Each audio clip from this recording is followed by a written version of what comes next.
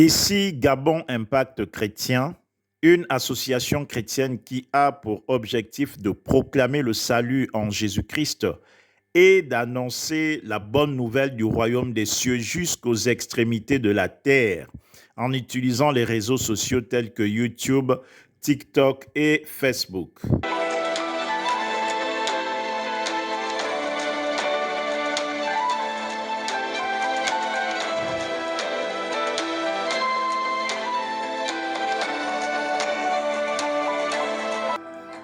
Bien-aimés dans le Seigneur, nous sommes dans la joie de vous retrouver encore aujourd'hui pour partager la bonne nouvelle du royaume des cieux.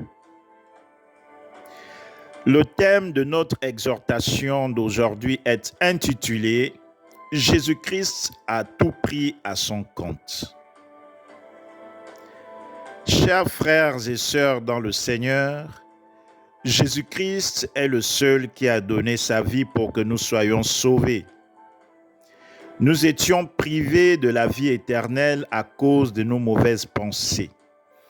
Nous étions privés du pouvoir de devenir enfants de Dieu à cause de nos mauvaises œuvres. Il est vrai que cette privation trouve son origine dans la désobéissance d'Adam et Ève, mais nos pensées et nos œuvres ont révélé que nous n'étions pas différents de Caïn. La colère, le mal et l'égoïsme nous avaient caractérisés avant de connaître Jésus-Christ. Malgré la bonne éducation que nous avons eue dans nos familles, la division et l'hypocrisie ont été tellement manifestées que l'amour du prochain et la crainte de Dieu n'avaient pas leur place dans nos cœurs. Pour preuve, l'inceste était répandu dans plusieurs familles, la division, l'hypocrisie et la haine étaient la marque déposée de plusieurs familles. Au-delà du péché d'Adam et Ève, toutes ces choses nous ont rendus ennemis de Dieu.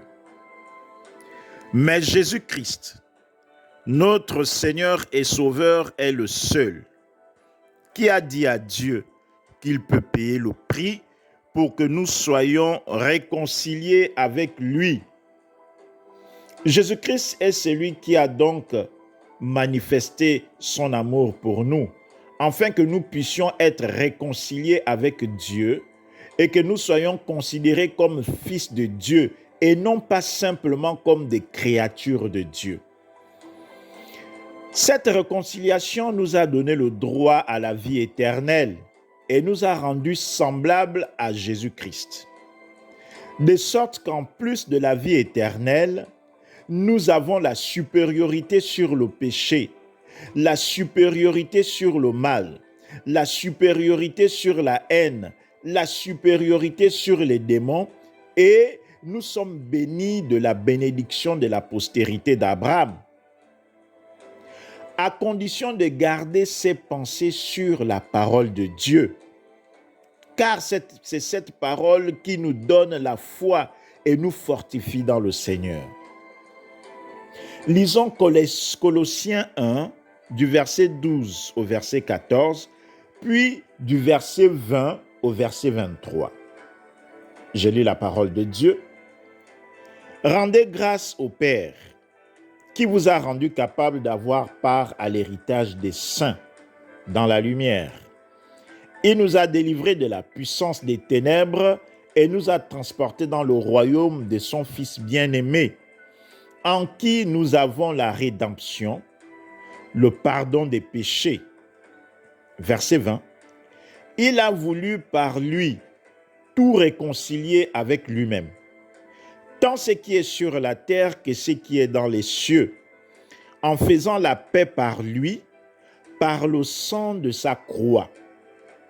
Et vous, qui étiez autrefois étrangers et ennemis par vos pensées et par vos mauvaises œuvres, il vous a maintenant réconciliés par sa mort dans le corps de sa chair, pour vous faire paraître devant lui saints, sans défaut et sans reproche, si du moins vous demeurez fondés et inébranlables dans la foi, sans vous détourner de l'espérance de l'évangile que vous avez entendu et qui a été prêché à toute créature sous le ciel, et dont moi, Paul, j'ai été fait ministre, la parole de Dieu. Bien-aimé dans le Seigneur, Jésus-Christ a mis sur son compte tous tes péchés, tous mes péchés. Pas certains de nos péchés, mais tous nos péchés. Ça veut dire que si tu crois en lui de tout ton cœur et de toutes tes pensées, tu crois en son œuvre rédemptrice et tu crois en son œuvre de rémission des péchés, devant Dieu, tu es devenu sans péché et irréprochable. Tu es devenu donc sans défaut. Ton casier judiciaire est vide devant Dieu et tu es devenu héritier du royaume des cieux. Seulement, bien-aimé dans le Seigneur, il ne faut pas que ta foi soit ébranlée par les défis de la vie. Car, rassure-toi, il y aura des défis dans la vie que tu devras surmonter. Malgré ces défis, il faut avoir à l'esprit l'espérance qui est attachée à l'évangile, mon frère, ma sœur. Cette espérance est que Dieu ne nous abandonne jamais, malgré les défis. Mais en dehors de son secours, nous vivrons pour l'éternité. Son secours n'a pas de limite et aucune situation n'est au-dessus du nom de Jésus-Christ. Ce nom nous a été donné pour parer à plusieurs difficultés pendant notre vie sur la terre. C'est pour cela. Nous devons tenir ferme dans la foi en Jésus-Christ.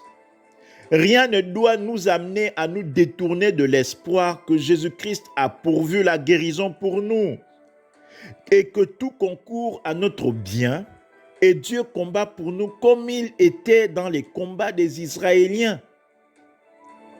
Mon frère, ma sœur dans le Seigneur, pour finir, l'évangile a été prêché à toute la créature de Dieu.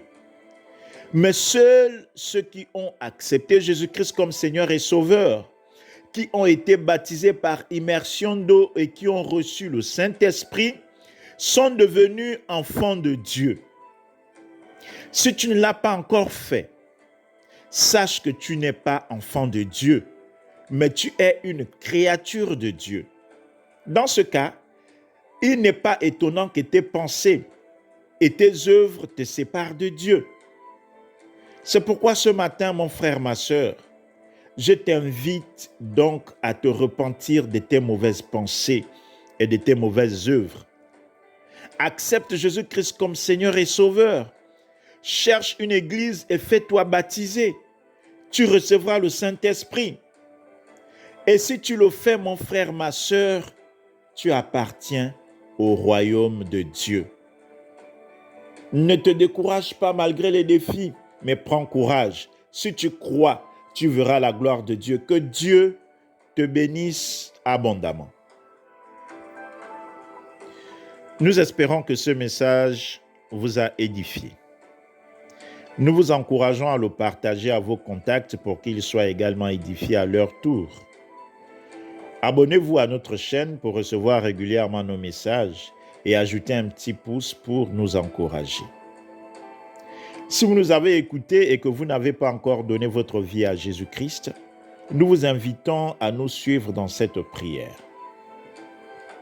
Père, je te dis merci pour ta parole. Ta parole est la vérité. Je reconnais que Jésus-Christ est Seigneur et Sauveur. Je reconnais que Jésus-Christ est le Fils de Dieu. Et à partir d'aujourd'hui, je l'accepte comme Seigneur et Sauveur de ma vie. Oui, Père, pardonne mes péchés. Purifie-moi par le sang de ton Fils Jésus-Christ. Et conduis-moi par ton Esprit Saint dans le nom de Jésus-Christ. Amen. Quant à nous, bien-aimés dans le Seigneur, nous vous disons merci de nous avoir écoutés et à très bientôt si Dieu le veut. Que Dieu vous bénisse abondamment.